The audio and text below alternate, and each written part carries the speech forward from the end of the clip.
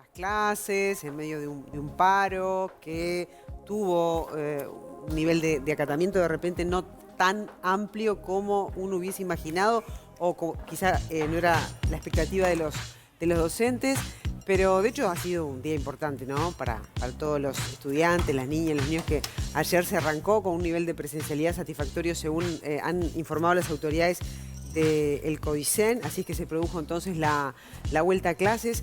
Y vamos a recibir a Pablo Cayani, maestro, ex consejero de primaria. Agradecerte, Pablo, que hayas aceptado la invitación para estar acá. Buen día, ¿cómo están?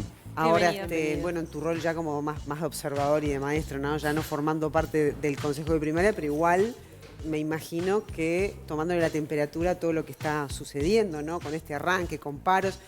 Y vamos a meter acá también el tema de la laicidad a la luz de esta noticia de las últimas horas, donde estos docentes de San José fueron apercibidos, sancionados y retirados de sus funciones por haberse fotografiado dentro del centro de estudios con fotos que hacían alusión a la campaña Vivir sin Miedo. Campaña Fotos del vieja. 2019, claro. Fotos del 2019, ¿no?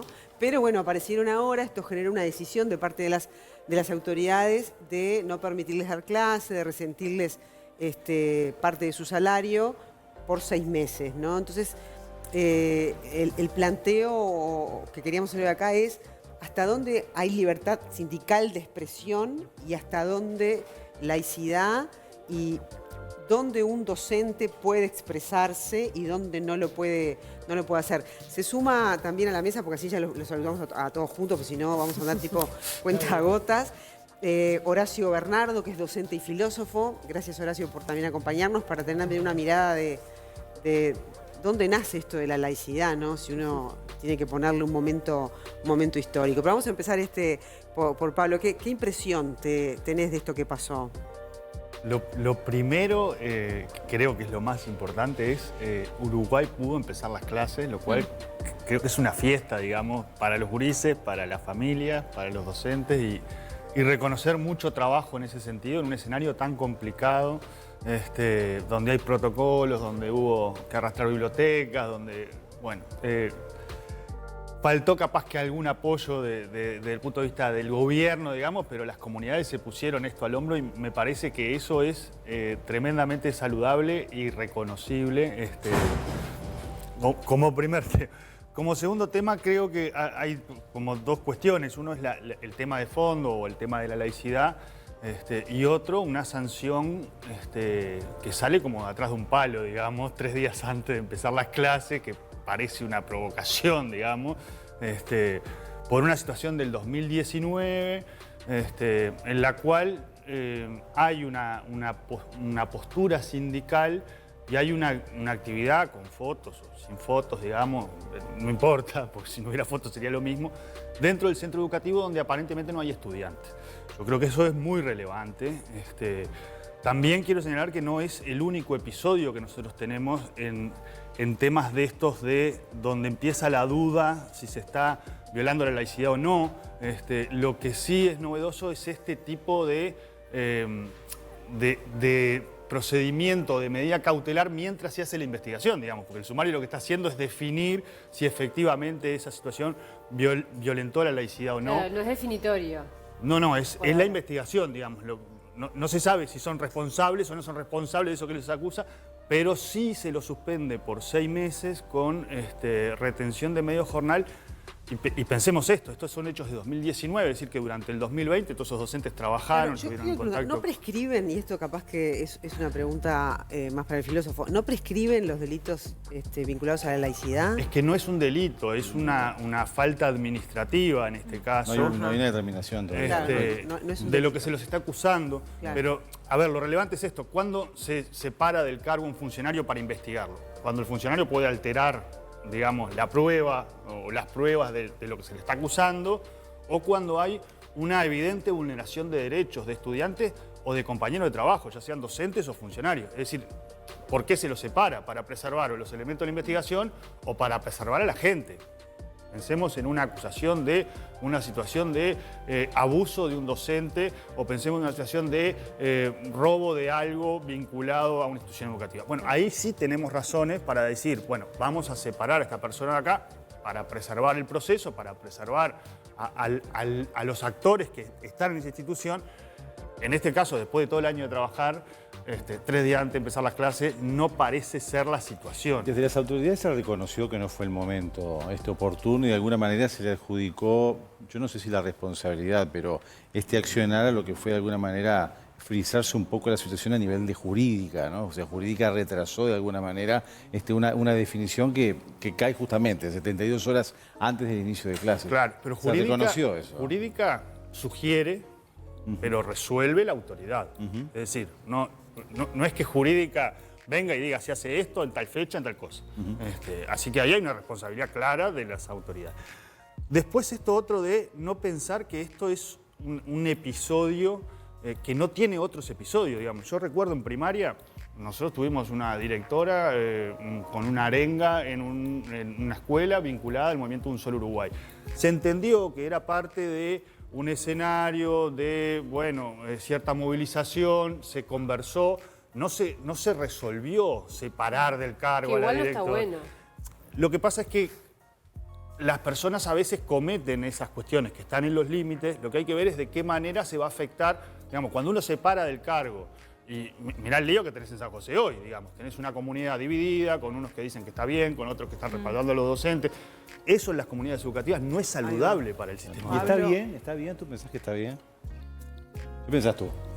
Bueno, yo creo que hay normativa que habilita a que los docentes y las escuelas y los liceos tengan actividad fuera del horario que tiene que ver con el sindicato. Entonces, si el sindicato definió hacer una serie de cuestiones, no hay niños. Yo estoy entendiendo que hay una preocupación por no afectar a quien está en una situación de asimetría. ¿Qué es lo que importa acá? Que los adultos no impongan a los estudiantes convicciones. Y eso quedó claro que fue así.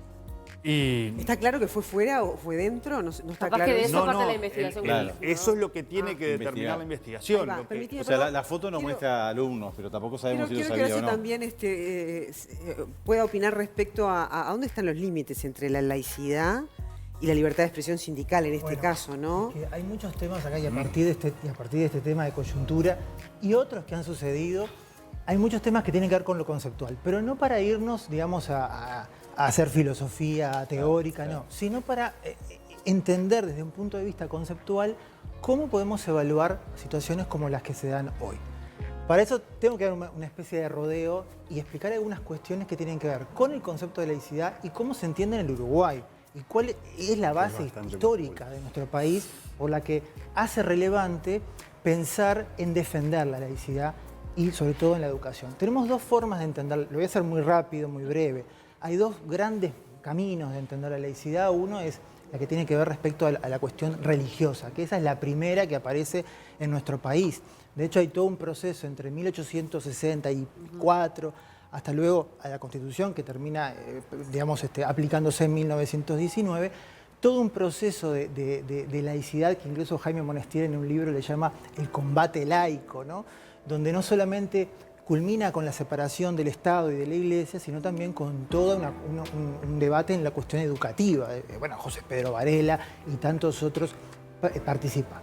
Ahora bien, esta cuestión religiosa no es la única forma de entender la laicidad y también se entiende desde el punto de vista ideológico. O sea, no dogmatismo, por un lado, desde el punto de vista religioso, pero ahí el dogmatismo, el dogma viene por un tema de fe, de creencias que van más allá de la razón. Pero cuando hablamos del punto de vista de laicidad en relación a lo ideológico, ahí es diferente la justificación. A ver. La justificación no viene desde el punto de vista simplemente decir no a algo que no puedo justificar racionalmente, sino que se entiende desde otro punto de vista. Yo les quiero mostrar... Un ejemplo, a ver. Por ejemplo, si nosotros nos vamos a la tríada, que conocemos todos, los 3 elementos de Varelianos, ¿no? ¿Qué son? La laicidad, la escuela laica, gratuita y obligatoria. Esto lo sabemos todos. Bueno, fíjense que si nosotros defendemos la laicidad desde el punto de vista ideológico, y lo vemos conceptualmente, estamos defendiendo los derechos de los estudiantes, pero sobre todo de los menos favorecidos. ¿Por qué? En aquel momento, en la época de Varela, voy a empezar por el último elemento de la obligatoriedad. No era obvio que la obligatoriedad tenía que estar de acuerdo. De hecho, Francisco Antonio Berra, que también fue miembro de la Sociedad de Amigos de la Educación Popular, como José Pedro Varela, tenía reparo respecto a la obligatoriedad. Y miren lo que decía en 1882. Yo acá lo tengo, me traje el machete acá, acá aparte, Un montón de apuntes trajiste. yo no vine solo, vine con gente acá. Bueno, ¿y qué decía? La obligación de la educación pública es un acto tan peligroso como inútil. ¿Por qué?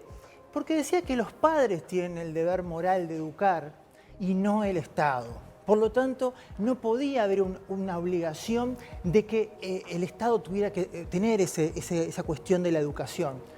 ¿Cuál es el problema si nosotros lo vemos así solitariamente? Claro, las familias que tienen más recursos, no solamente económicos, sino también de capital cultural, de que pueden enseñarles más, le van a dar más educación y los menos favorecidos menos.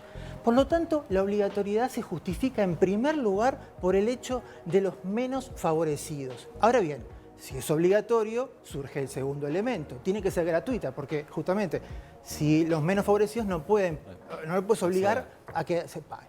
¿Y por qué Berra estaba en desacuerdo? Porque decía, bueno, pero entonces si hacemos que sea obligatoria y gratuita, entonces ¿qué pasa? El Estado empieza a tener un control. El Estado o determinados grupos empiezan a tomar de rehén, podrían tomar de rehén a los menos favorecidos e inculcarle las ideas del gobierno de turno o de los grupos de turno. Y el tercer, y para terminar la idea, el tercer elemento que viene a garantizar esto es la laicidad. Porque la laicidad es justamente la garantía que hace que sea posible que todos los chiquilines, pero sobre todo los que no pueden optar por otras cosas, o sea, por una educación privada, tengan la educación gratuita, obligatoria, pero no sean rehenes de ideologías o de grupos de turno. Claro. Y vos como docente, ¿no? Y volviendo a este hecho puntual, no de San José, pero viniendo más hacia la actualidad, ¿cuáles dirías que frente a cuándo se está en una represión sindical? ¿Frente a qué casos? Es decir, porque estamos hablando siempre dentro del centro de estudios, es decir, el docente tiene la libertad de hacer lo que quiera fuera del centro de estudios. Es decir, en algún momento hubo remeras de la LUC, ponele, ¿no? Sí, que fue uno de los casos recientes sobre... Vos como docente, si entras con una remera de la LUC a dar clase, estás violando la laicidad. ¿O no está claro eso? Hay matices. Quiero hacer dos precisiones. Una es la cuestión jurídica, que bueno, está el artículo 58, el artículo 5 también de la Constitución, bueno, hay digamos, distintos, pero acá el artículo 58 es el que aplica y que se ha citado y los juristas podrían hablar con mucha más propiedad que yo sobre ese asunto. Yo quiero también vincularlo con un tema conceptual y sí volver al caso tanto de los docentes como el de los tapabocas, como tantas cosas que hubo en estos últimos tiempos. Y quiero ir a un filósofo que es clave en la Ilustración del siglo XVIII y que abogó por el conocimiento y por la libertad de pensamiento y de expresión, que fue Immanuel Kant. Hay un texto de Kant que es chiquito, cortito, se entiende todo, yo recomiendo que lo lean, que se llama ¿Qué es la Ilustración? Y que se da en el liceo también. Y ahí Kant establece una distinción que hoy nos vendría muy bien recordar, que es la distinción entre la razón pública y la razón privada. Y entonces, ¿qué dice Kant? Dice, usted cuando es funcionario, o sea, si es un cura y está en el púlpito, o es un profesor y está dando la clase, o es, no sé, un funcionario de cualquier otro organismo, usted aplica la razón en función de las determinadas reglas que están allí. Pero eso quiere decir que no podés hablar, que usted no puede hablar y que se le cercena la capacidad de expresión, no. Porque la razón privada, o sea, esa que se aplica dentro de las instituciones, no es la única. Usted pone un pie afuera y entonces aplica la razón pública y ahí dice lo que quiere. Y justamente, como está la razón privada y la razón pública, se garantiza, por un lado, la institucionalidad y por el otro, la posibilidad de expresión libre, que hace que las sociedades puedan avanzar, que puedan progresar y que puedan tener cambios. Entonces, no hay una contradicción entre cuidar la laicidad dentro de los sistemas, dentro de las instituciones educativas, con la libertad de expresión, porque el docente, que es un intelectual, y debería ser mucho más un intelectual de lo que es hoy, porque lamentablemente no puede, muchas veces por la cantidad de horas que tiene que estar trabajando, dando clases, los docentes tienen que ser cumplir más la función intelectual, y para eso el ejercicio de la razón pública es fundamental y que no se contrapone con Claro, la pero internamente el border dentro- ahí es muy delicado también, ¿no? Claro, y dentro de Digamos. cada docente, yo te quería consultar a vos, Pablo, tiene que haber un termómetro de cuándo decir hasta dónde voy. ¿Cómo ha sido en tu experiencia como maestro? ¿Cómo aplicas ese termómetro? ¿Cuándo se prenden las alarmas? Como profe, creo que ahí hay como algunas cuestiones que hay que como desenredar. La primera es, laicidad no es laicismo, ya lo explicaba el profe acá, pero tampoco laicidad es neutralidad. Es decir, laicidad es problematizar respetando la construcción de autonomía en el otro sujeto. Y en el caso de la educación es particularmente relevante porque el otro sujeto es alguien que está en una relación asimétrica con el docente. Claro. Entonces, allí lo que ha hecho en general la pedagogía nacional, lo que ha hecho el magisterio nacional, es esto de abrir los temas respetando las creencias que pueden traer los niños de sus casas o de sus familias o de sus comunidades. Pensemos ejemplos muy sencillos fuera de este lío de San José. ¿Cómo se creó el universo? Bueno, en realidad la Iglesia Católica hasta hace 40 años no reconocía la posibilidad del Big Bang, después, bueno, pero hay construcciones de ese catolicismo que se expresan en las aulas y que hay que ver de qué manera eso no afecta a los niños o a las niñas en una relación que es asimétrica. Lo mismo con un montón de derechos. Recién escuchaba cuando se hablaba de la responsabilidad de los padres en la educación. Bueno, en realidad, hoy los niñas, niños y adolescentes son sujetos de derechos, son ciudadanos, tienen un esquema de autonomía progresiva, es decir, que por lo tanto van a construir opiniones, van a construir con problemas que visualicen en su comunidad, etc. Bueno, ahí el rol del mundo adulto no es adoctrinar, sino que es habilitar instancias de intercambio que permitan respetar las ideas del otro, pero además el intercambio democrático que a veces es conflictivo. Y potenciar el pensamiento libre también. Es que cuando se piensa que es neutralidad, creo que entramos en un error. No se puede ser neutral cuando se trabaja el holocausto judío. No se puede ser neutral. Claro. Es una aberración de la humanidad. La neutralidad es relativa. Claro, pero también- y es en función de quienes la miran y la juzgan también. Estamos en la educación en un espacio que es fundamentalmente de cuidado. Entonces, el desarrollo del individuo educando, niña, niño, adolescente, requiere respeto del mundo adulto a la construcción de esa subjetividad o de esas opiniones o de esa visión crítica. Claro, de pero lo que... Pablo, ¿cuánto juega también la cercanía? Porque no es lo mismo que yo hable del holocausto judío o que hable si hay vida o no después de la muerte, porque hay un libro de biología y eso es lo que lo explica. Y otra cosa es que yo traiga temas de mi localidad, ¿no? Como puede ser una reforma o el pensamiento político en una campaña y demás. ¿Cuánto juega también eso? Porque pensando en adolescentes y por ejemplo, un adolescente de 18 años no sabía si estar en contra o no de la campaña Vivir Sin Miedo. En su casa piensa una cosa, los amigos piensan otra cosa. Y yo veo en las redes sociales que mi docente en mi institución educativa, un docente que capaz que es mi referencia, que me encantan sus clases, que su pensamiento me parece maravilloso, lo veo apoyando cierta campaña. ¿Cómo configura en mi mentalidad eso? No, yo creo que ahí, en realidad, esa situación, digamos, es la que te pasa en la cotidiana con todas las cualquiera, con un personas que te tío. relacionás. Claro. Más en la adolescencia, donde es un periodo de la vida donde uno... Claro, pero el tío no tiene la obligación, digamos, de Claro, pero aplicar la tu laicidad. docente Entonces, Pero fuera del aula y es... puede ser social. antivacuna. Ese es el tema. yo no digo que sea ilegal, lo que digo es, en el debate filosófico o en el debate público, ¿es sano que suceda eso? Tiro la pregunta, Yo no estoy creo- categorizando.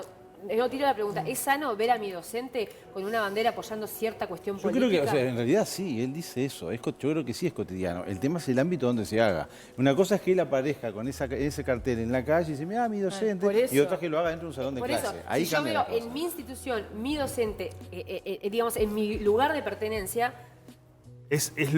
Justamente estos temas tienen estas tensiones porque tienen estas cuestiones. Yo entiendo que en la medida que los docentes, que los adultos de la institución educativa respeten el interés superior del niño den cuenta de la simetría, digamos, porque esto es muy importante, digamos, no es una relación entre iguales, Claro. es una relación entre un adulto y un educando. Y se explicite esto otro que estaba planteando Magdalena, Sí. si es afuera, si es adentro.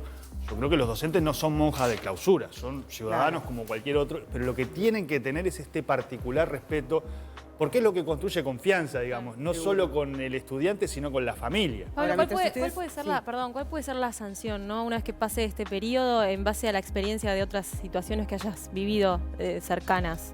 Lo que pasa es que es una falta muy grave en términos de la docencia, y en realidad, más que el proceso administrativo, me preocupa el proceso concreto en esa comunidad. El digamos. mensaje que se da. Porque hoy vos tenés una comunidad dividida Sí. a partir de una intervención inoportuna y por lo menos que parece un poco exagerada.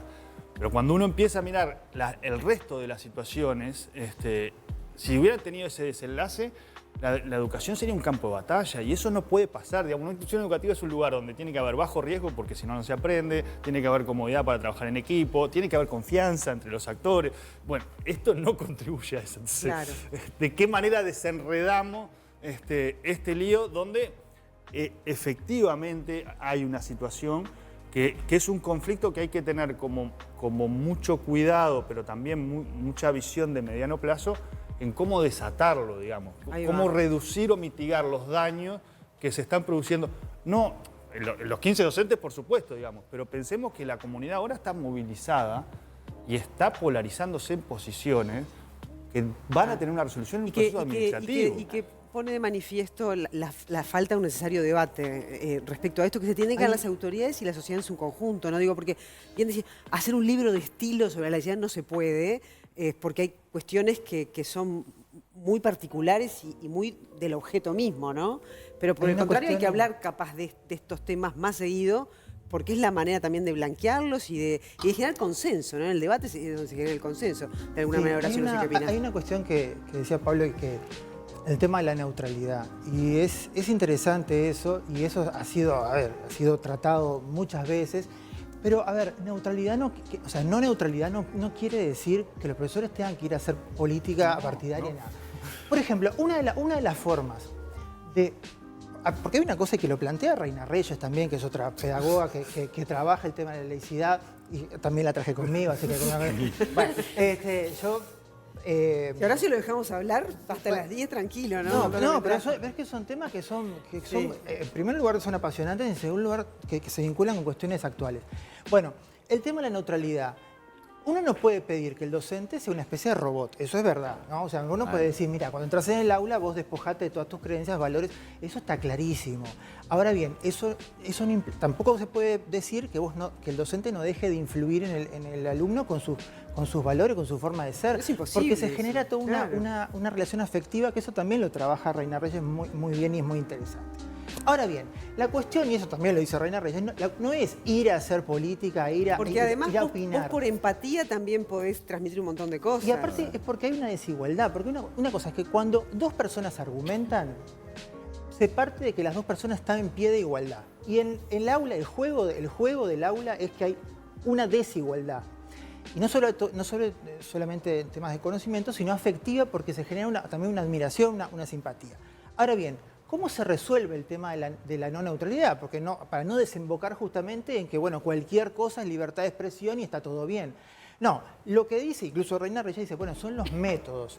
Y una de las cosas que lo dejo como planteado acá, que es necesario profundizar para poder generar ese equilibrio entre la imposibilidad de la neutralidad pura, pero tampoco que sea una cosa de militancia, es estimular el pensamiento crítico. Claro. Las herramientas de pensamiento.